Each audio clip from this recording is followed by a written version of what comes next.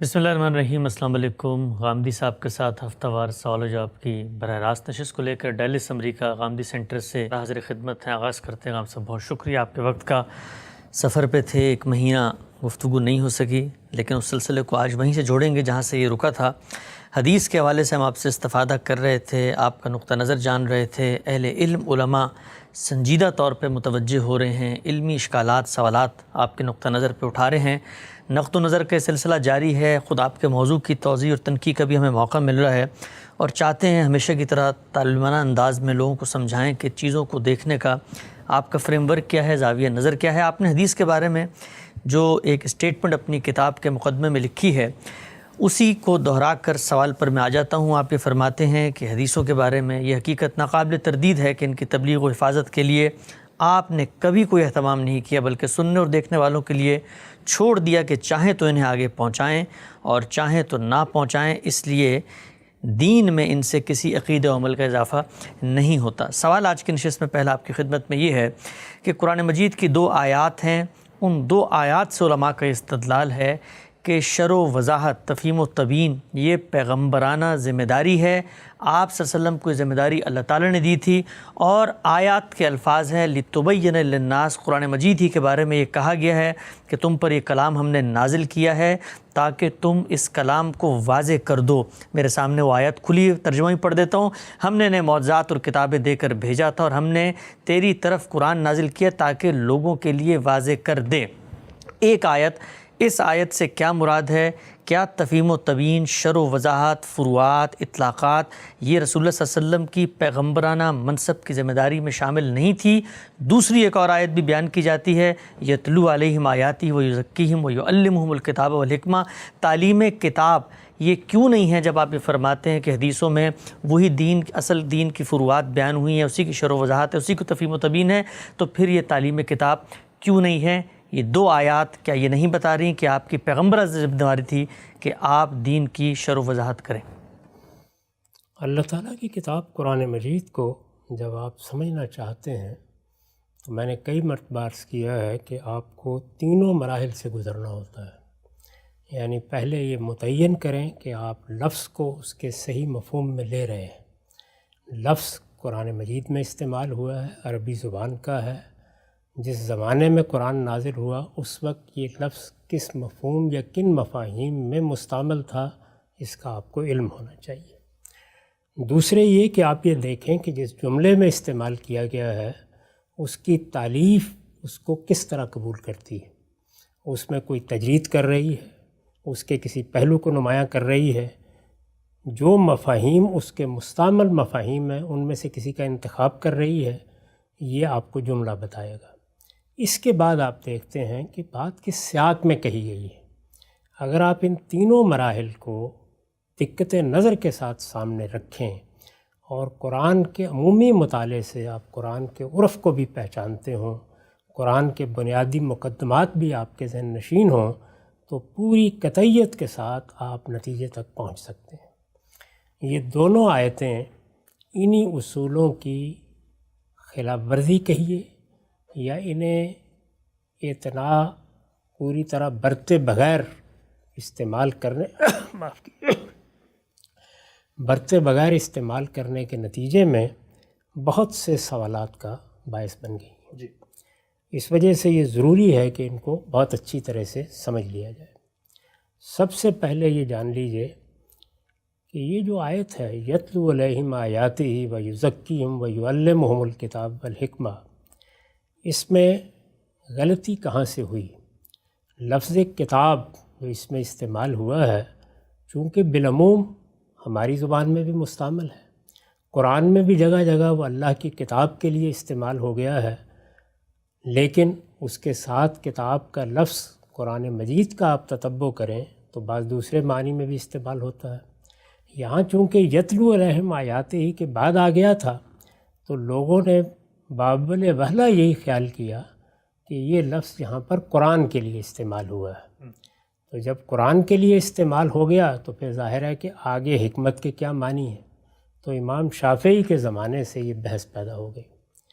چنانچہ مدرسہ فراہی میں یہ آپ جانتے ہیں کہ امام حمید الدین فرائی نے قرآن مجید پر جب کام کیا ہے تو جہاں قرآن کے اسالیب پر کام کیا وہاں مفردات پر بھی کام کیا ہے، اور مفردات پر جو مفردات القرآن کے نام سے ان کی کتاب ہے اس میں پہلی مرتبہ بڑی وضاحت سے یہ بتایا ہے کہ یہاں کتاب کا لفظ کتاب کے معنی میں استعمال ہی نہیں ہوا، بلکہ یہ قانون کے معنی میں استعمال ہوا ہے۔ اس سے مراد یہاں شرائع ہے۔ اللہ تعالیٰ جو دین ہمیں دیتے ہیں اس کے دو لازمی اجزاء ہیں، ایک الحکمہ جس میں ایمان اور اخلاق کے مباحث ہوتے ہیں، دوسرے الکتاب یعنی قانون، ضوابط، شرائع۔ تو یہ چیز واضح کی انہوں نے، اور اس کے ساتھ یہ بھی بتا دیا کہ علامہ کا فعل یہاں اسی طرح آیا ہے جیسے الرحمن و علم القرآن کے لیے آیا ہے۔ یعنی اللہ تعالیٰ جب کوئی چیز دیتے ہیں، کسی چیز کا علم دیتے ہیں، کوئی چیز منتقل کرتے ہیں تو یہ لفظ استعمال ہوتا ہے۔ اب ظاہر بات ہے کہ علامہ کو اگر آپ نے پہلے سے موجود ایک چیز کی تعلیم دینے کے معنی میں لے لیا تو یہ خیال پیدا ہوتا ہے کہ یہاں گویا قرآن پڑھانے کی ذمہ داری دی گئی ہے، یہ قرآن پہنچانے کی ذمہ داری ہے، قرآن کا علم دینے کی ذمہ داری ہے۔ علم القرآن میں یعنی اللہ تعالیٰ نے کیا کیا ہے؟ اللہ تعالیٰ نے قرآن کا علم دیا، تو قرآن کے علم دینے سے مراد یعنی قرآن دیا۔ قرآن مجید ہی اصل میں وہ چیز ہے جو آپ کے لیے تعلیم بن رہی ہے۔ الرحمن علم القرآن یعنی رحمان نے قرآن سکھایا۔ ٹھیک، اسی مفہوم میں یہ جگہ جگہ علامہ کا فعل استعمال ہوا ہے۔ چنانچہ میں نے بھی اپنی تفسیر میں اس کو بیان کر دیا ہے، استاد امام نے بھی بیان کر دیا ہے کہ یہاں یعلمہم الکتاب کا مطلب کیا ہے۔ یعنی جب پیغمبر آتے ہیں تو وہ اللہ کی آیات کی تلاوت کرتے ہیں۔ رسالت پاک آپ صلی اللہ علیہ وسلم نے بھی اللہ کی جو آیات آپ پر نازل کیں وہ لوگوں کو پڑھ کر سنائیں۔ یہ وہ کام ہے جس کا حکم جگہ جگہ آپ کو قرآن مجید میں دیا گیا ہے۔ یہ کہا گیا ہے کبھی اقرا کے لفظ کے ساتھ، کبھی اتلو کے لفظ کے ساتھ اس قرآن کو پڑھو، پڑھ کر سناؤ، لوگوں کے سامنے اس کو پیش کرو۔ اس کے بعد یہ بتایا ہے کہ یہ قرآن جب پڑھا جائے گا تو کس چیز کو سکھائے گا؟ دین سکھائے گا۔ دین کے دونوں اجزاء کو الگ الگ کر کے بیان کر دیا ہے۔ یعنی یہ پیغمبر اللہ کی آیتیں پڑھ کے سنائے گا اور لوگوں کو قانون کی تعلیم دے گا اور حکمت کی تعلیم دے گا۔ تعلیم سے کیا مراد؟ یعنی سکھائے گا، سکھائے گا۔ یعنی میں جب آپ کو حساب سکھاتا ہوں تو اس کے لیے تعلیمی کا لفظ استعمال کروں گا نا۔ یعنی تعلیم جب دی جاتی ہے تو کسی فن کی دی جاتی ہے، کسی علم کی دی جاتی ہے، سکھایا جاتا ہے۔ تو جب آپ کو قانون سکھایا جائے گا، جب آپ کو حکمت سکھائی جائے گی تو گویا آپ نے دین کی تعلیم حاصل کر لی۔ ابھی بھی اگر ہم دین بیان کر رہے ہیں تو اس کا مطلب کیا ہے؟ تعلیم دے رہے ہیں نا۔ ٹھیک، تو چیز کو بے کم و کاس بیان کرنا بھی اس کی تعلیم ہے، اور پہلے سے موجود کسی چیز کو سمجھانا بھی اس کی تعلیم ہے۔ تو یہاں یہ اصل میں پہلے مفہوم میں استعمال ہوا ہے۔ تو بتایا یہ گیا ہے کہ یہ قرآن مجید میں جو قانون بیان ہوا ہے اس کی تعلیم دیتا ہے۔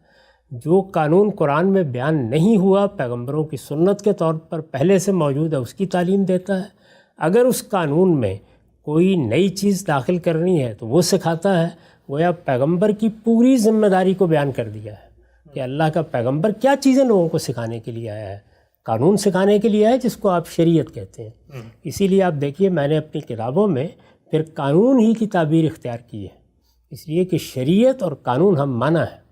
قرآن مجید نے شریعت کا لفظ استعمال کیا ہے، ہم اپنی عام زبان میں قانون کا لفظ استعمال کرتے ہیں۔ قرآن مجید میں لفظ کتاب اس معنی میں جگہ جگہ استعمال ہوا ہے۔ آپ دیکھیے طلاق کی آیتوں میں ہے حتیٰ یبلغ الکتاب اجلا، یہاں تک کہ قانون اپنی مدت پوری کر لے، تو وہاں قانون کے معنی میں استعمال ہوا ہے۔ اسی طرح سے اور مفاہیم بھی ہیں، تو یہ دیکھنا چاہیے کہ لفظ کس مفہوم میں استعمال ہوا ہے۔ تو پہلی غلطی یہ ہوئی کہ یہاں لفظ کتاب کو کتاب کے معنی میں لے لیا گیا، جبکہ وہ شریعت کے قانون کے مفہوم میں تھا۔ اور حکمت کیا ہے؟ یہ قرآن نے خود واضح کر دیا ہے، حکمت ایمان و اخلاق ہے۔ چنانچہ اخلاقیات کا پورا باب جب قرآن مجید نے سورہ بنی اسرائیل میں کھول دیا ہے تو اس کے بعد یہ فرمایا ہے کہ یہ وہ حکمت ہے جس کی ہم نے تم کو تعلیم دی ہے۔ اور اسی طریقے سے ایمان حکمت ہے، یہ وہ حکمت ہے کہ جس کا اللہ تعالیٰ نے التزام کیا کہ وہ پیغمبروں کے ذریعے سے لوگوں کو ملے، اور یہ بتایا کہ یہ وہ خیر کثیر ہے کہ جس کو ملا اسے ایک بڑا خزانہ مل گیا۔ تو یہ ایمان اور اخلاق حکمت ہے، اور جو شریعت یا قواعد اس کے اوپر مبنی ہوتے ہیں یا جو ضابطے ہمیں دیے جاتے ہیں وہ یہ ہیں۔ تو یہاں کوئی شرح و وضاحت کا مضمون نہیں ہے، یہاں اس طرح کی تعلیم سے علامہ کا لفظ کسی بات کو بیان نہیں کر رہا جس طرح کہ ہم کوئی کتاب پڑھانے بیٹھ جاتے ہیں۔ چونکہ یعلم الکتاب کے الفاظ آ گئے تھے تو اس لیے کتاب کو جب قرآن کے معنی میں لے لیا تو مطلب یہ بن گیا کہ قرآن مجید کو سامنے رکھتے ہوئے اس کی تعلیم دی جائے گی۔ تو اس کو امام فرائی نے مفردات میں واضح کر دیا ہے، استاذ امام نے تدبر قرآن میں واضح کر دیا ہے، میں نے بھی جگہ جگہ اس کو بیان کیا، بلکہ میری کتاب میزان میں تو سر عنوان یہی آیت ہے۔ اسی کی بنیاد پر میں نے یہ کہا ہے کہ یہ آیت رسالت مآب صلی اللہ علیہ وسلم کے اس منصب کو بیان کر رہی ہے کہ تنہا آپ ہی کی ذات اب قیامت تک دین کا ماخذ ہے۔ چنانچہ دیکھیے کہ جس جگہ میں نے یہ بات بیان کی ہے وہاں یہی آیت نقل کی ہے۔ یہ آیت پورے دین کا مقصد بھی بیان کرتی ہے کہ پیغمبر یہ سب کس لیے کرتا ہے، اس لیے کہ وہ لوگوں کا تزکیہ کرتا ہے، وہ لوگوں کو پاکیزگی سکھاتا ہے۔ اور یہ کام کیا ہے؟ یہ حکمت کی تعلیم ہے یعنی ایمان و اخلاق کی، اور یہ قانون کی تعلیم ہے یعنی شریعت کی۔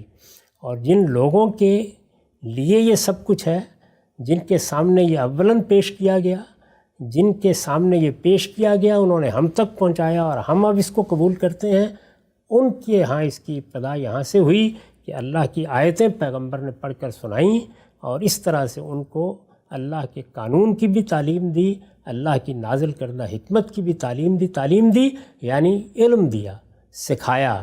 یہ ان کے علم میں چیزیں آئیں، وہ ان کو سمجھے۔ تو یہ وہ کام ہے کہ جو اس آیت کے تحت رسالت مآب صلی اللہ علیہ وسلم نے کیا، یہی وہ بلاغ مبین کا کام ہے۔ اسی کے نتیجے میں رسالت مآب صلی اللہ علیہ وسلم دین کے تنہا ماخذ کی حیثیت سے ہمارے سامنے آتے ہیں، اور یہی وہ چیز ہے کہ جو اللہ کی ہدایت اور اتمام ہدایت کے بعد ہم تک پہنچانے کی ذمہ داری آپ کو دی گئی تھی۔ چنانچہ پیغمبر کی جو منصبی ذمہ داریاں قرآن میں بیان ہوئی ہیں وہ اصلاً دو ہی ہیں، باقی سب ان کے فروع ہیں۔ ایک بلاغ مبین، ہر لحاظ سے جو دین آپ کو دیا گیا ہے وہ پہنچا دیں، واضح کر دیں، اس کو سامنے رکھ دیں، وہ لوگوں تک پہنچ جائے۔ یہاں تک کہ اس ذمہ داری کو جہاں بیان کیا وہاں پر یہ فرمایا ہے، اور بہت سخت الفاظ میں فرمایا ہے کہ اگر اس کے پہنچانے میں کوئی کوتاہی ہوئی تو گویا پیغمبری کا فریضہ ہی ادا نہیں ہوا۔ تو یہ منصبی ذمہ داری ہے رسالت مآب صلی اللہ علیہ وسلم کی۔ تمام پیغمبر اسی لیے آتے ہیں، حضور بھی اسی لیے آئے تھے۔ آپ کا کام یہ تھا کہ آپ کو جو شریعت دی گئی ہے اس کو بھی بے کم و کاست پہنچا دیں، جو حکمت آپ پر نازل کی گئی ہے اس کو بھی بے کم و کاست پہنچا دیں۔ کہیں وہ قرآن کی صورت میں دی گئی تو قرآن پہنچا دیا گیا، اور کہیں وہ دوسری تعلیم کی صورت میں دی گئی تو وہ پہنچا دی گئی۔ جیسے کہ آپ نے سنت کی ساری چیزیں سکھائیں، سنت کا بہت بڑا حصہ جیسے کہ میں نے بھی اس کی فہرست بیان کر دی ہے، وہ ظاہر ہے حضوری سے ہمیں ملا ہے، وہ قرآن سے مقدم ہے، وہ آپ نے سکھایا ہے۔ تو اس طرح وہ بھی تعلیم ہے جو آپ نے دی، اور قرآن جب دیا تو یہ بھی اسی کی تعلیم ہے۔ اور اس طریقے سے گویا یہی آیت ہے جو آپ کے اس منصب کو بیان کر رہی ہے کہ آپ وہ مصدر ہیں جہاں سے ہمیں دین ملے گا۔ رسالت مآب صلی اللہ علیہ وسلم کی ذات والا صفات ہے کہ جو اللہ کی آیتیں بھی پڑھ کے سنائے گی اور ہمیں یہ قانون اور حکمت بھی دے گی، اور یہ مقصد اس کا ہوگا کہ لوگوں کا تزکیہ ہو، وہ پاکیزگی اختیار کریں۔ معافی۔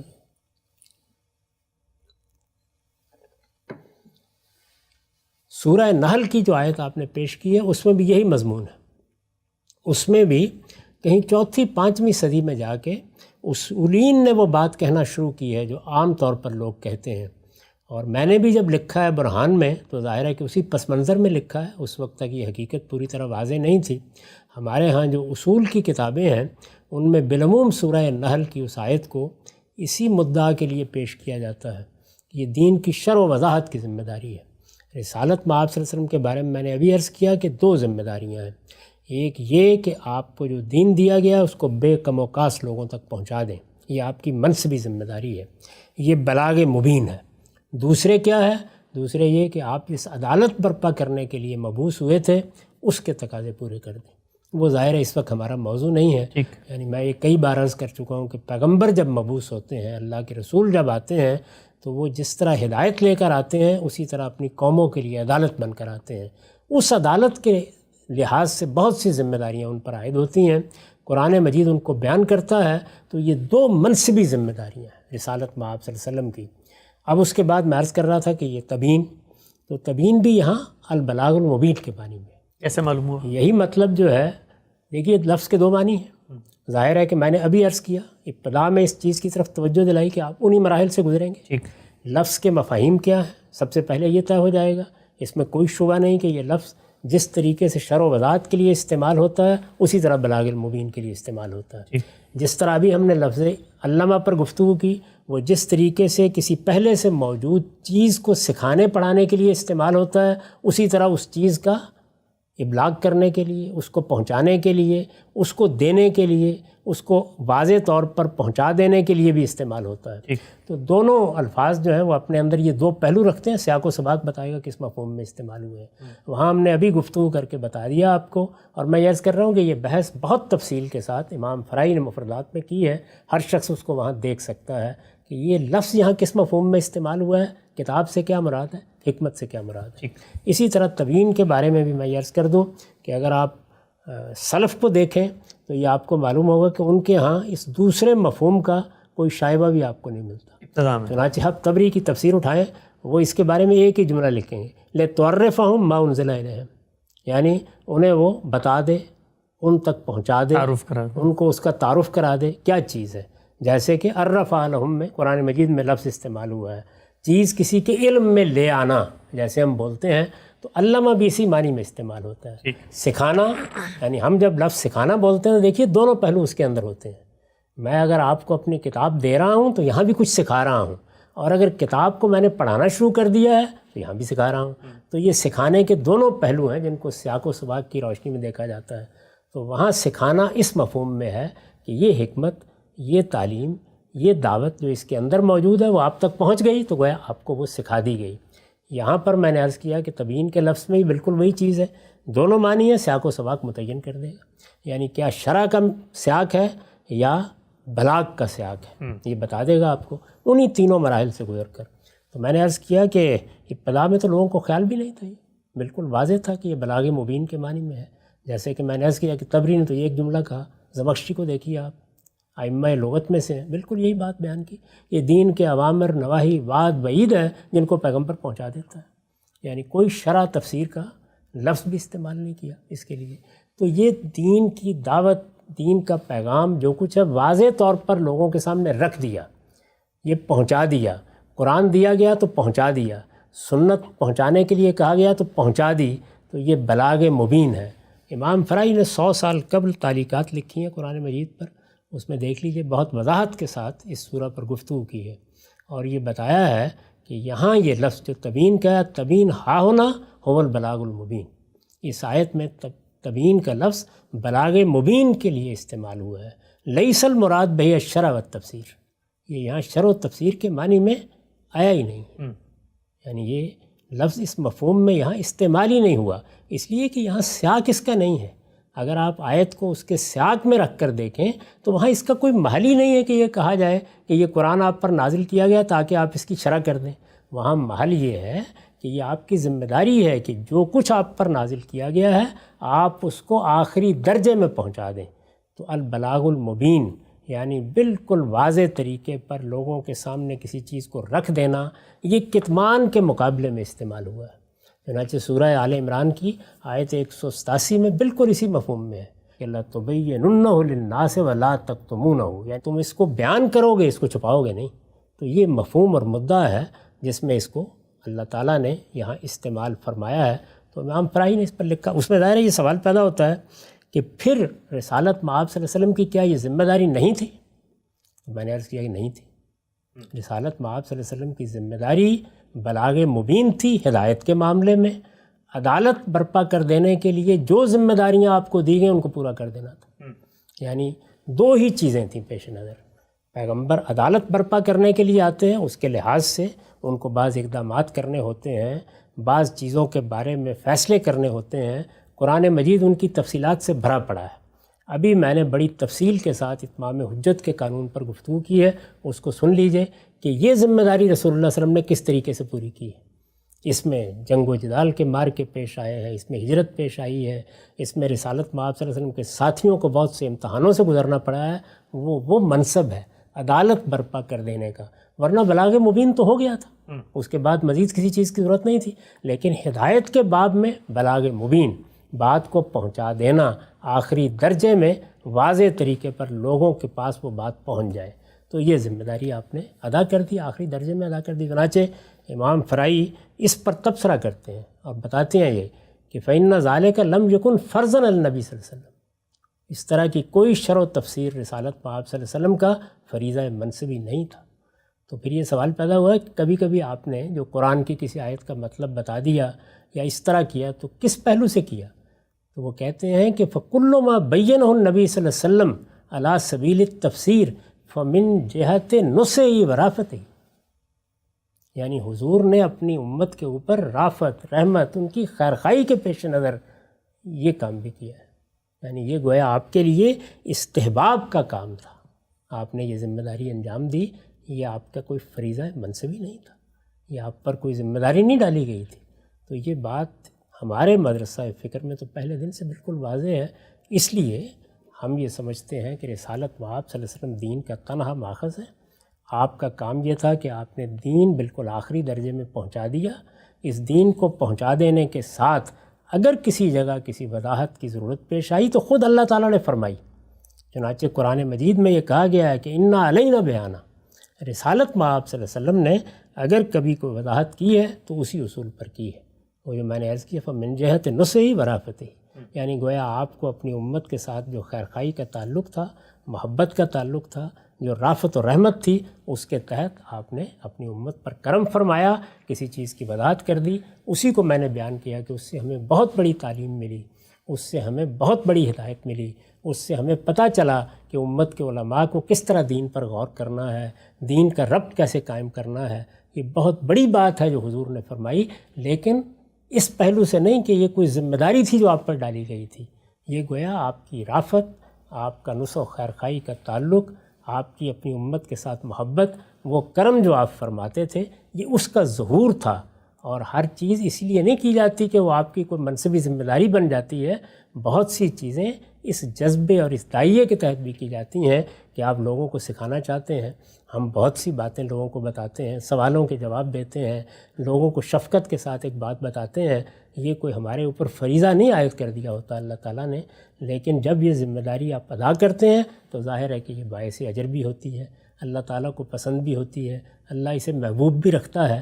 یہ ساری چیزیں اپنی جگہ ہیں، لیکن یہ اس طرح نہیں ہے کہ اس سے کوئی منطقی مقدمہ قائم کر لیا جائے کہ یہ گویا آپ کی کوئی ذمہ داری تھی جس کو آپ کو انجام دینا تھا، اور چونکہ یہ ذمہ داری تھی تو اس کی حفاظت بھی آپ کو کرنی تھی۔ یہ چونکہ آپ نے کام کیا ہی اس زاویے سے، فمن جہت رافَتِهِ وَنُصْحِهِ، ٹھیک، رافت رحمت کا ظہور ہوا ہے، اس وجہ سے بس ظہور ہو گیا، جس نے چاہا اس کو آگے پہنچا دیا، جس نے چاہا آگے نہیں پہنچایا۔ ہم تک جب یہ پہنچ گئی ہے تو اب اس سے متعلق کچھ ذمہ داریاں ہم پر عائد ہو گئی۔ ٹھیک، آنسر یعنی یہ وہ سوال ہے جو کرنا چاہیے، جو میں نے آگے لکھا ہے کہ جب کہ ہم تک پہنچ گیا ہے تو اب اس میں اگر کوئی حکم یا فیصلہ ہے رسالت مآب صلی اللہ علیہ وسلم کا تو ہم سر تسلیم خم کریں گے اس کے سامنے، کیوں؟ اس کا حکم قرآن میں موجود ہے، یعنی حکم ہمیں دیا گیا ہے، رسالت مآب صلی اللہ علیہ وسلم پر اس باب میں کوئی ذمہ داری نہیں ڈالی گئی۔ ٹھیک ہے، یہ دونوں آیتیں جن کے متعلق بالعموم سمجھا جاتا ہے کہ دین کی شرح و وضاحت، تفہیم و تبیین گویا پیغمبرانہ ذمہ داری تھی رسالت مآب صلی اللہ علیہ وسلم کی، اس کی آپ نے تحلیل کی، تنقیح کی، ایک پہلو کو واضح کیا۔ مختصر سوال لیتے ہیں انشاءاللہ، پھر خاتمہ کرتے ہیں، مزید چیزیں زیر بحث آئیں گی۔ بتائیے گا، ایک مثال لے لیتے ہیں، یہ آیت بتا رہی ہے، سورہ جمعہ میں بھی ہے، باقی جگہوں پہ بھی، یتلو علیہم آیاتی ویزکیہم ویعلمہم الکتاب والحکمہ۔ آپ نے بتایا کہ تعلیم کتاب سے کیا مراد ہے؟ شریعت کے احکام کو سکھا دیا جائے، پہنچا دیا جائے، بلاغ مبین کر دیا جائے۔ ہم یہ دیکھتے ہیں کہ حدیث کا ذخیرہ بڑی تعداد میں فقہ النبی پہ مشتمل ہے۔ رسالت مآب صلی اللہ علیہ وسلم نے خود شریعت پر جب عمل کیا ہے تو اس کا ریکارڈ فقہ النبی میں سامنے آتا ہے۔ اب اگر ہمیں کوئی روایت یہ بتاتی ہے کہ رسول اللہ صلی اللہ علیہ وسلم نے وضو فرمایا تو مزمزہ بھی کیا، تو اب یہ شریعت کا حکم تھا، پہنچانا آپ کی ذمہ داری تھی اس آیت کے تحت، تو روایت بھی تو مجھے اصل میں اسی شریعت کے حکم کو پہنچانے، اس کی مزید وضاحت، اس کے اندر جو چھپا ہوا پہلو ہے وہی سکھانے کا کام کر رہی ہے، تو پھر یہ روایت جو ہے وہ تعلیم کتاب کے زمرے میں کیوں نہیں آتی؟ یہ اسی کے ذیل میں کی چیزیں ہیں، اس لیے میں نے واضح کر دیا اس کو کہ اس میں تفہیم و تبیین ہوتی ہے، اس میں نبی صلی اللہ علیہ وسلم کے اسوے کا بیان ہوتا ہے۔ تفہیم و تبیین تو ہوئی ہے نا، واقعے کا بیان ہے۔ آپ کہہ رہے ہیں ذمہ داری ہے یا نہیں ہے، وہ تو ہوئی ہے، ہوگی، بیان بھی ہو جائے گی۔ یعنی زیر بحث مسئلہ کیا ہے کہ تفہیم و تبیین نہیں ہوئی ہے، ہوئی ہے نا، یہ اس میں تو بحث ہی نہیں ہے۔ یہ سوال یہ تھا کہ کیا ان آیات کے تحت یہ آپ کی ذمہ داری تھی، تو میں نے عرض کیا کوئی ذمہ داری نہیں تھی۔ یعنی آپ کا کام یہ تھا کہ آپ دین پہنچا دیں، بلاغ مبین کے درجے میں پہنچا دیں۔ آپ کا کام یہ تھا کہ آپ اس عدالت کی ذمہ داریاں پوری کر دیں جن کے لیے آپ مبعوث کیے گئے تھے، یہ آپ کے فرائض منصبی تھے۔ یہ بات کہ آپ قرآن مجید کو بیٹھ کر اس کی تفسیر فرمائیں، یہ آپ کی کوئی ذمہ داری نہیں تھی۔ یعنی یہ بات کہ شرح و تفسیر کی جائے، تفہیم و تبیین کی جائے، یہ ذمہ داری نہیں ہے۔ ذمہ داری کے بارے میں جو 2 آیات پڑھی گئی ہیں ان کی میں نے وضاحت کی ہے۔ یہ کام تو ہوا ہے نا، ہوا ہے، اور بڑی نعمت ہے، بڑا کرم ہے، بڑی عنایت ہے، بڑی رافت ہے۔ رسالت میں آپ صلی اللہ علیہ وسلم نے یہ عظیم دولت ہمیں دی ہے ذمہ داری ادا کرتے ہوئے نہیں دی، از راہ کرم دی ہے، از راہ عنایت دی ہے، از راہ التفات دی ہے، تو دی تو ہے، اسی لیے تو وہ بیان بھی ہوتی ہے، پڑھی بھی جاتی ہے، سمجھی بھی جاتی ہے، اور ایک بڑی دولت کی حیثیت سے اس کو اخذ بھی کیا جاتا ہے۔ ٹھیک ہے، ہم سے بھی نقطہ واضح ہوا۔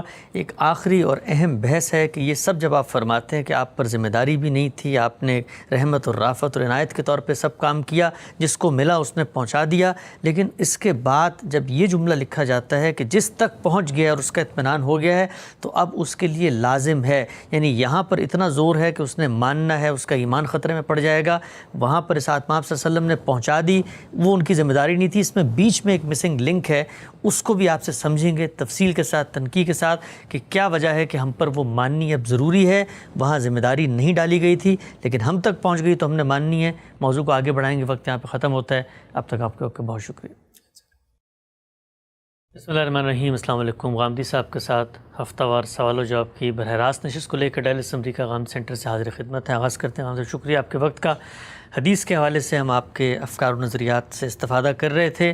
سنجیدہ اہل علم، علماء اچھے علمی سوالات اٹھا رہے ہیں، اور اتفاق اختلاف سے قطع نظر غامدی صاحب کی فکر کی تفہیم، اس کی توضیح مزید اور اس کی تنقیح میں ایک بڑا کنٹریبیوشن ہے جو ناقدین کی جانب سے بھی سامنے آتا ہے، اور ہم اس کی بہت حوصلہ افزائی کرتے ہیں۔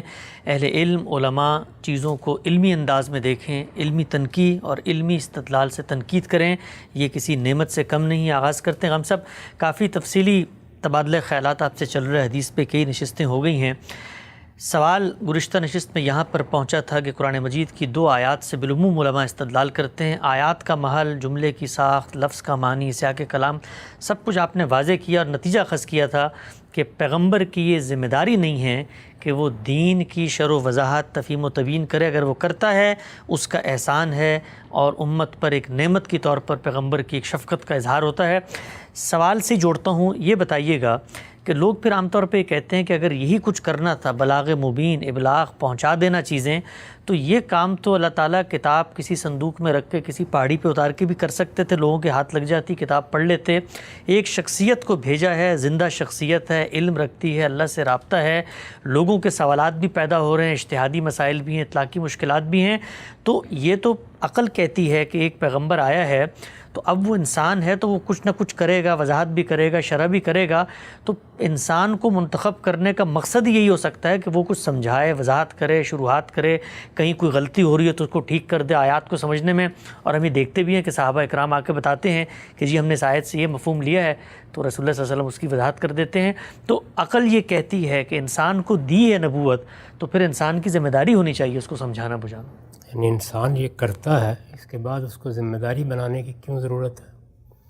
اگر ایک چیز انسان کی فطرت میں ہے، وہ ایسا کرے گا، تو اللہ تعالیٰ اس کو ذمہ داری کیوں بنائیں گے؟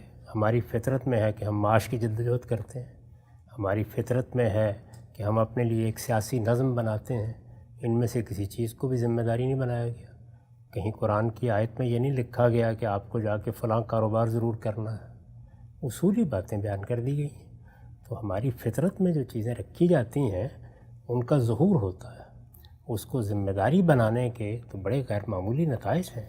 اگر کسی چیز کو ذمہ داری بنایا جائے گا تو پھر اس کے حدود طے کیے جائیں گے۔ ذمہ داری کوئی معمولی چیز ہے، اللہ تعالیٰ نے نماز فرض کی ہے تو آپ دیکھیے کہ یہ بتایا ہے کہ اتنی رکعتیں ہوں گی، اس طرح پڑھی جائیں گی، یہاں سے شروع ہوگی نماز، یہاں ختم ہو جائے گی۔ روزے کو اسی طریقے سے متعین کر کے بتایا ہے۔ تو جب کوئی چیز فریضہ بنا دی جاتی ہے اس کی نوعیت بالکل الگ ہو جاتی ہے۔ جو چیزیں آپ سے جہاں ضرورت پڑے گی ہو جانی ہیں، ان کو ذمہ داری اور فریضہ کیوں بنایا جائے؟ یعنی وجہ کیا ہے اس کی؟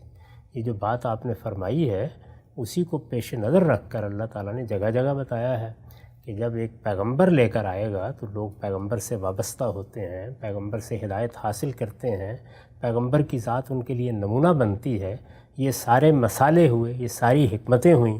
جب انسان کو ایک باشعور ہستی کی حیثیت سے یہ ذمہ داری دی گئی کہ وہ بلاغ مبین کرے، بات پہنچائے جا کے، یعنی اس کو دیا گیا ہے دین، لوگوں تک پہنچا دو، اس درجے میں پہنچا دو کہ وہ یہ کہہ اٹھیں کہ لیقولوا درستہ۔ یعنی آپ نے تو گویا ایک ایک چیز کو اس طرح پہنچا دیا کہ لفظ لفظ ہم تک واضح ہو گیا۔ تو یہ چیز پیغمبر نے قرآن کے معاملے میں کی، یہ سنت کے معاملے میں کی۔ جب وہی کی گئی کہ آپ ملت ابراہیم کے مطابق ان کی تربیت کریں، تو جو ملت ابراہیم کے احکام تھے وہ سب آپ نے بتائے، ان پر لوگوں کو گامزن کیا۔ یہ سب کا سب رسالت مآب صلی اللہ علیہ وسلم نے ایک ذمہ داری کو انجام دینے کے لیے کیا۔ اب رہ گئی یہ بات کہ یہ بھی آپ کا فریضہ تھا کہ آپ قرآن مجید صرف دیں نہیں، اس کی تفسیر بھی فرمائیں۔ تو پھر تو ایک ایک چیز کی تفسیر کرنی چاہیے تھی آپ کو۔ ذمہ داری کا مطلب سمجھتے ہیں کیا ہے؟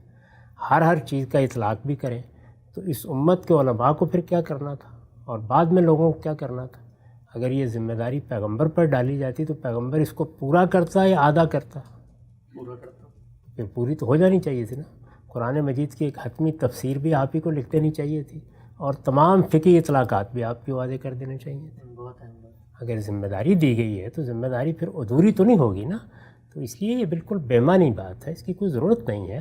اللہ کا پیغمبر بھیجا گیا، وہ دین کا ماخذ ہے، اس کی زبان سے دین نکلے گا، وہ دین پر عمل کر کے خود دکھائے گا۔ اسی وجہ سے اس کا اسوہ حسنہ ہمارے لیے بڑی برکت کی چیز بنے گا۔ لیکن یہ کہ کوئی مسئلہ پیش آ گیا ہے، کوئی چیز آ گئی ہے، ہم اس کی خدمت میں پیش کر دیں گے، وہ عنایت فرمائیں گے، اس کا جواب دے دیں گے۔ یہ بھی ممکن ہے کہ جواب نہ دیں اور یہ کہیں کہ خود غور کرو۔ چنانچہ اس کی مثالیں موجود ہیں کہ رسالت مآب صلی اللہ علیہ وسلم کے جلیل القدر صحابہ نے بعض سوالات کیے ہیں تو آپ نے فرمایا کہ خود غور کرو، یا کسی آیت کی طرف اشارہ کر دیا۔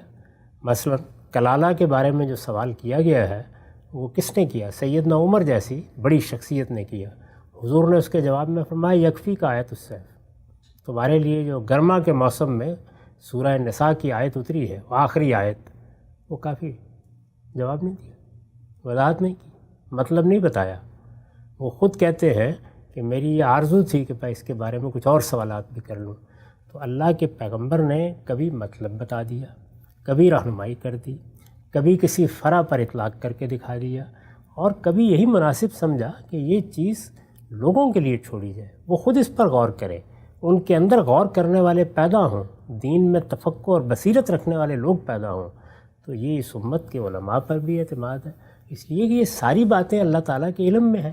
یعنی پیغمبر جب پیغمبر کی حیثیت سے آئے گا، یہاں ضروری سمجھے گا، وہاں لوگوں کی رہنمائی فرما دے گا، ایک معلم کی طرح کوئی چیز سکھا بھی دے گا۔ جہاں وہ ضروری نہیں سمجھے گا نہیں سکھائے گا، لوگوں کے لیے چھوڑ دے گا۔ تو یہ بات کہ کسی استاد نے یا معلم نے کتنا بتا دینا ہے، کتنا آپ کے لیے چھوڑ دینا ہے، کتنے کے لیے آپ کو پابند کرنا ہے کہ آپ خود تغودو کریں، یہ فیصلہ اس معلم کو کرنا ہوتا ہے۔ ہمارے بہت سے اساتذہ رہے ہیں جن میں سے ہر ایک کا مزاج الگ تھا۔ بعض سے آپ جو چیز پوچھیں بلکہ پڑھائیں گے بھی تو لفظ لفظ کا مطلب بتا دیں گے، اور بعض وہ تھے کہ جو ایسی مشقیں دے دیتے تھے کہ خود ہی محنت کیجئے، خود ہی سر ماریے، خود ہی نتائج اخذ کیجئے۔ یعنی سب اساتذہ کا مزاج بھی ایک نہیں ہوتا۔ لیکن اگر آپ کوئی ذمہ داری عائد کر دیتے ہیں تو اس کی تو نوعیت بالکل تبدیل ہو جائے گی۔ تو ایک پیغمبر کو بلکہ ایک معلم کو روبوٹ بنا دینا ہے کہ اب اس کی ذمہ داری ہے کہ وہ ایک ایک لفظ کی تفسیر کرے گا، ایک ایک فرع کے اوپر اصل کا اطلاق کر کے دکھائے گا۔ تو ساری فقہ بھی اسی وقت مرتب ہو جانی چاہیے تھی، پھر ساری تفسیر بھی اسی وقت لکھی جانی چاہیے تھی۔ ان میں سے کچھ بھی نہیں ہوا، اور نہ یہ ہونا چاہیے، نہ یہ انسانی فطرت کا اقتضاء ہے، نہ یہ کوئی اچھا طریقہ ہوتا۔ جن انسانوں کو یہ کتاب دی گئی ہے اور جن کو یہ دین دیا گیا ہے، ان کے اندر بھی یہ اللہ کی عنایت ہے کہ ایسے جلیل القدر لوگ ہر دور میں پیدا ہوتے ہیں جو یہ خدمت انجام دیتے رہتے ہیں. اور اس سے دیکھیے کہ ذہین لوگوں کا اللہ کی کتاب کے ساتھ کیسا تعلق پیدا ہوتا ہے. اس پہ غور کر رہے ہیں، فکر کر رہے ہیں، تدبر کر رہے ہیں، اس میں متنوع خیالات سامنے آتے ہیں، لوگوں کی دلچسپی کس طرح اس ساتھ برقرار رہتی ہے، جلیل القدر اہل علم کیا خدمات انجام دیتے ہیں. آپ تو یہ ذمہ داری بنا کے یہ سارے دروازے بند کر دینا چاہتے ہیں. یہ کون سی عقل کی بات ہے؟ ٹھیک. اچھا، ہم سے بھی نقطہ آپ نے بڑی خوبی سے واضح کیا کہ جو کام کر رہے ہیں پیغمبر، لوگوں کی ضرورت پیدا ہو رہی ہے، آپ کے پاس لوگ جا رہے ہیں. ہم نے تو یہ بھی دیکھا کہ لوگ جب پیغمبر کے پاس جاتے تھے تو وہ تو یہ سمجھتے تھے کہ ہم نے پیغمبر سے پوچھنا ہے، ان کی ذمہ داری ہے، یہ ہمیں بات بتائیں گے. قرآن مجید نے کئی جگہوں پہ آیات نازل ہوئیں اور کہا یہ تم سے پوچھتے ہیں، اب ہم اس کا جواب دے رہے ہیں، جواب تم ان کو دے دو. تو لوگ تو اس زمانے میں بھی اور آج کے زمانے میں بھی ہمیں اگر دین کے لحاظ سے کوئی مشکل پیش آئے اور اللہ کے پیغمبر موجود ہوں تو ہم تو اسی احساس کے ساتھ ان کی طرف رجوع کریں گے کہ ان کی ذمہ داری ہے، یہ دین کی بات یہ لے کر آئے ہیں، کوئی الجھن پیدا ہو رہی ہے تو یہی بتائیں گے ہمیں. نہیں، آپ اس طرح کیوں رجوع کریں گے؟ اس طرح رجوع کریں گے کہ یہ اللہ کی طرف سے ہدایت پاتے ہیں، ان کا علم بے خطا ہے. ہم عاجزانہ ایک طالب علم کے طور پر حاضر ہو رہے ہیں. یعنی یہ تو ایسے ہی ہے کہ استاد کے سر پر جا کر آپ کھڑے ہو جائیں اور یہ کہیں تمہاری ذمہ داری ہے، پڑھاؤ مجھے. یہ کون سے ادب آداب ہے؟ یہی کہیں گے کرم فرمائیے، عنایت فرمائیے، آپ کے التفات کی ضرورت ہے. یہ بندہ عاجز ایک طالب علم کے طور پر حاضر ہے. تو یہ کیا بات ہے جو آپ کرتے ہیں؟ ہم اپنے اساتذہ کے پاس اس لیے جاتے ہیں یا اس طرح جاتے ہیں اور جا کر ان کو یہ بتاتے ہیں کہ یہ آپ کی ذمہ داری ہے، اس وقت آپ کھانا کھا رہے ہیں تو وہ بھی چھوڑ دیجئے، پانی پی رہے ہیں تو وہ چھوڑ دیجئے، آپ کا کام ہے ہمیں پڑھانا. یہ کہا جاتا ہے؟ یہ کہا جاتا ہے آپ عنایت فرمائیے، آپ کرم فرمائیے. اسی کو بہت خوبصورت الفاظ میں نے آپ سے عرض کیا تھا کہ امام فرائی نے اس طرح ادا کیا کہ فمن جہت نصحی ورافتی، یہ رسالت مآب صلی اللہ علیہ وسلم کی ہم سے خیر خواہی ہے، آپ کی رافت ہے، آپ کی نوازش ہے کہ آپ نے سوالوں کے جواب دیے ہیں، آپ نے وضاحت فرمائی ہے. اس کو ذمہ داری بنا کے آپ پیغمبر کو کس درجے پر کھڑا کر رہے ہیں اور لوگوں کو کس مقام پر کھڑا کر رہے ہیں. ان کا وہ صحیح رشتہ پیدا ہونا چاہیے جو پیدا ہوا کہ وہ ادب کے ساتھ حاضر ہوں، وہ کرم اور عنایت کی توقع لے کے حاضر ہوں، نہ کہ یہ کھڑے ہو کے سر پہ یہ کہیں کہ آپ کی ذمہ داری ہے، بتانا ہے آپ کو. یہ کون سا طریقہ ہے؟ اچھا، ہم سے ایک روایت عام طور پر پڑھی جاتی ہے، رسول اللہ صلی اللہ علیہ وسلم نے فرمایا ہے کہ مجھے بھیجا اس لیے گیا ہے کہ میں مکارم اخلاق کو پائے تکمیل تک پہنچاؤں. اب آپ صلی اللہ علیہ وسلم کی ظاہری بات ہے، اگر آپ کی زبان کی میں الفاظ لے لوں تو ذمہ داری تو بلاغ مبین کی تھی، آیتیں پڑھنی تھیں، شریعت سکھانی تھی، ایمان و اخلاق کی بات کرنی تھی جو موجود تھی. آپ تو بتا رہے ہیں کہ مجھے بھیجا اس لیے گیا ہے کہ میں مکارم اخلاق کی تکمیل کر کے تمہیں دکھاؤں. گویا آپ تو اس کو اپنی ذمہ داری کے طور پر بیان کر رہے ہیں. یہ تو دین کا بیان ہے. یعنی مکارم اخلاق تو دین کا بہت بڑا حصہ ہے. بلکہ اگر دین کے تینوں اجزاء یعنی تطہیر بدن کو، تطہیر خور و نوش کو اور تطہیر اخلاق کو سامنے رکھیے تو سب سے بڑا حصہ یہی ہے. اور یہ بات بھی حضور نے بتائی، قرآن بھی یہی بتاتا ہے کہ ہمارا اصلی امتحان اسی باب میں ہے. تو یہ اسی بات کو بیان کیا ہے کہ یہ میری پیغمبرانہ ذمہ داری یہی ہے کہ میں اس دین کو تمہارے سامنے واضح کر دوں. تو جو دین آپ نے ہمیں دیا ہے وہ مکارم اخلاق کا اتمام ہے، اسی کو بیان فرما رہے ہیں. بلاغ مبین کا مطلب یہ ہے کہ جو دین دیا گیا ہے وہ دین کیا ہے، قرآن کی صورت میں ہے نا. تو قرآن مجید آپ کے خیال میں کوئی توضیح کا تقاضا کرتا ہے؟ وہ ایک کتاب مبین ہے، جگہ جگہ اپنے آپ کو کتاب مبین کہتا ہے. اللہ تعالیٰ کہتے ہیں یہ تفصیل لکل شیء ہے، میں نے ہر چیز کی جو دین سے متعلق تھی اس میں تفصیل کر دی ہے. تو وہ حضور نے ہمیں دے دیا. اس میں مکارم اخلاق بھی اپنے اتمام کو پہنچ گئے، ہدایت بھی اپنے اتمام کو پہنچ گئی، اور جو عملی چیزیں ہیں وہ سب کی سب سنت کے طور پر جاری کر دی. اور ان چیزوں کے بارے میں بھی قرآن نے اس کو نقل کیا ہے سورہ نحل میں کہ ہم نے ہدایت دی تھی کہ یہ کہاں سے شروع ہوگا. انا اوحینا الیک، ہم نے آپ کو وحی کی تھی. یاد کیجئے کیا وحی کی تھی؟ کہ ملت ابراہیم کی اتباع کرنی ہے. تو آپ نے اللہ کے اس حکم کے تحت ملت ابراہیم کی اتباع کی، اور جو دین ابراہیمی کی روایت تھی اس کو ایک سنت کے طور پر آگے اپنی تصویب سے جاری فرمایا. یہ آپ کی ذمہ داری تھی کہ یہ کام کریں، اس کا حکم آپ کو دیا گیا تھا.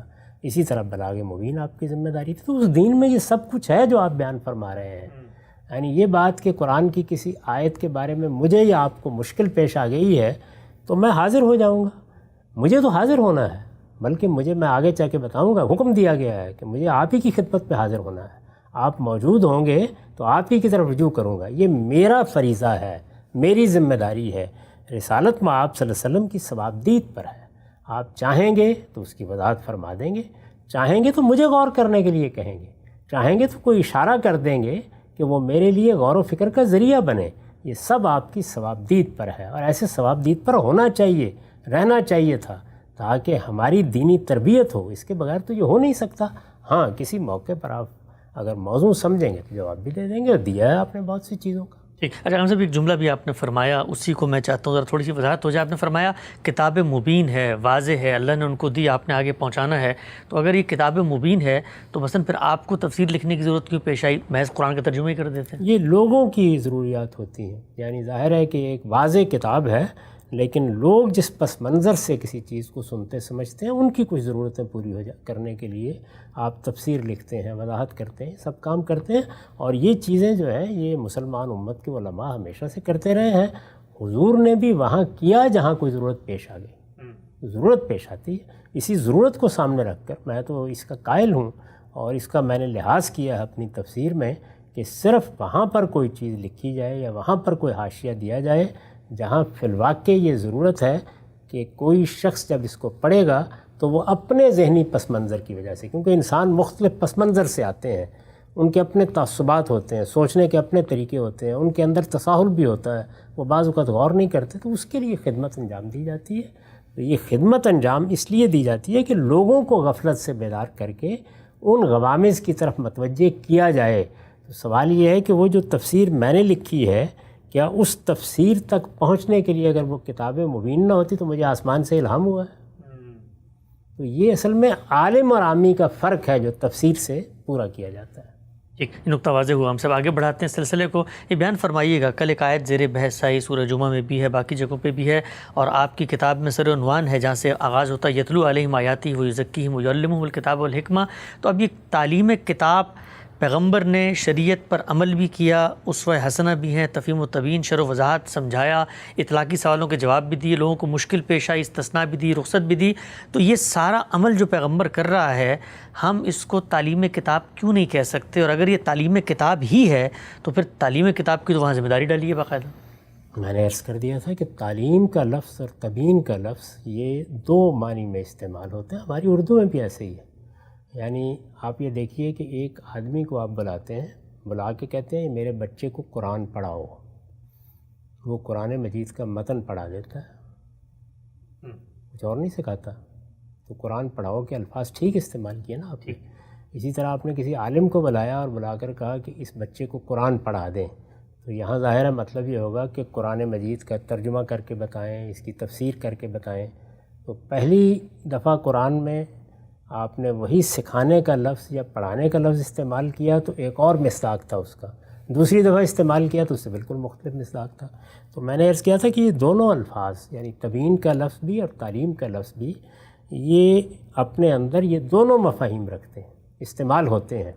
یہ بات کہ کہاں یہ لفظ کس معنی میں استعمال ہوا ہے، کیا چیز فیصلہ کرے گی؟ یا جملے کی تالیف فیصلہ کرے گی یا موقع کلام فیصلہ کرے گا؟ تو موقع کلام دونوں جگہ یہ تقاضا کر رہا ہے کہ وہاں وہ بلاغ مبین کے لیے یا پہنچا دینے کے لیے ہی ہو. یعنی تعلیم بھی پہلے معنی میں ہو، قرآن مجید سکھا دی، جیسے کہ علم القرآن کی میں نے مثال دی. تبیین بھی بلاغ مبین کے لیے ہے، وہاں وہ اس مفہوم میں استعمال ہوئے ہیں. یہ موقع کلام بتا رہا ہے، اس نے یہ تخصیص کر دی ہے، معنی کو وہاں متعین کر دیا ہے. اب دوسری چیز نہیں ہو سکتی. تو یہ موقع کلام جو ہے غم صاحب، یہ آپ کے نزدیک ہو نا، کوئی دوسرے شخص کہا کہ موقع کلام میرے نزدیک، تو یہ دوسرے معنی میں دے رہے ہیں. وہ اس سے وہ مطلب بھی نکالے گا، اس پہ اپنے نقطہ نظر کی بنیاد بھی رکھے گا. کس نے روکا اس کو؟ ظاہر ہے کہ میں اس پہ تنقید کروں گا اور وہ میرے نقطہ نظر پہ تنقید کر دے گا. یعنی یہ میں نے کب کہا ہے کہ موقع کلام متعین کروں گا تو جو میں متعین کروں گا آپ کو اس سے اختلاف کا حق نہیں ہے. لفظ کے جو معنی میں لوں گا اس سے آپ کو حق نہیں ہے اختلاف کرنے کا. میں تو صرف یہ بتا رہا ہوں کہ ہمارے نزدیک یہ لفظ یہاں اس معنی میں استعمال ہوا ہے. اور وہاں کتاب کے بارے میں میں نے عرض کیا کہ کتاب وہاں شرائع اور قانون کے لیے ہے، اس کو سکھانے کے لیے ہے. ان کو شریعت سکھاؤ، یعنی شریعت کی تعلیم دو، نہ کہ شریعت کے جو قوانین ہیں ان کے فروع بتاؤ کہ کس طرح سے نکلتے ہیں. یہ مدعا وہاں ہے ہی نہیں، بات بیان کرنا وہاں مقصود ہی نہیں ہے. تو جب آپ لفظ کے ایک معنی مراد لے لیتے ہیں اور یہ بتا دیتے ہیں کہ لفظ اس کا تقاضا کرتا ہے یا تعریف جملہ اس کا تقاضا کرتی ہے یا موقع کلام تقاضا کرتا ہے، تو پھر اس کے دوسرے مفاہیم وہاں داخل نہیں کیے جاتے۔ ٹھیک، اچھا غام صاحب جو پورا آپ کا مقدمہ ہے، میں ایک عملی نظائر تاریخی حقیقت کے طور پہ آپ سے پوچھتا ہوں، اگر تو پیغمبر کی یہ ذمہ داری نہیں تھی، کیا صحابہ کرام کے اندر بھی یہی رجحان، یہی نقطہ نظر تھا کہ بھائی دین ہمیں مل چکا ہے، اب ہم اس پر عمل کرتے ہیں، کہیں پر کوئی مشکل پیش آئے گی پوچھ لیں گے، آپ نے بتا دیا تو بڑی اچھی بات ہے، نہیں ہے تو پھر ہمارے درمیان اختلاف بھی ہو سکتا ہے، تو کیا صحابہ کرام جو اولین مخاطبین ہیں انہوں نے بھی پیغمبر کی ذمہ داری کو اسی طرح پرسیو کیا کہ دین کا ابلاغ تو ان کی ذمہ داری ہے، باقی جو کام ہے کر دے تو بڑی اچھی بات ہے، نہیں تو ہمیں غور و فکر کرنا پڑے گا؟ صحابہ کرام پیغمبر کی ذمہ داریاں نہیں طے کرتے تھے بیٹھ کے، اپنی ذمہ داریاں دیکھا کرتے تھے۔ ان کی ذمہ داری یہ تھی کہ وہ اس دین پر عمل کریں، اور اگر کسی معاملے میں کوئی اختلاف پیدا ہو تو پیغمبر کی طرف رجوع کریں، اس کا حکم دیا گیا ہے قرآن میں، وہ آگے زیر بحث آئے گا۔ ہماری ذمہ داریاں کیا ہیں حضور کے معاملے میں، صحابہ کی کیا ہیں، اس پر ابھی میں نے گفتگو نہیں کی۔ رسالت میں آپ صلی اللہ علیہ وسلم کی ذمہ داری کیا ہے، یہ صحابہ نہیں طے کریں گے، یہ میں نہیں طے کروں گا، یہ اللہ طے کرے گا۔ اور وہ اس نے بتا دیا ہے کہ دو ہی ذمہ داریاں، منصبی ذمہ داریاں دو ہی ہیں، ایک یہ کہ آپ کو جو دین دیا گیا ہے اس کو آپ آخری درجے میں پہنچا دیں، بے کم و کاست پہنچا دیں، لوگوں کے سامنے اس کو رکھ دیں، اس کی کوئی چیز چھپی نہ رہے۔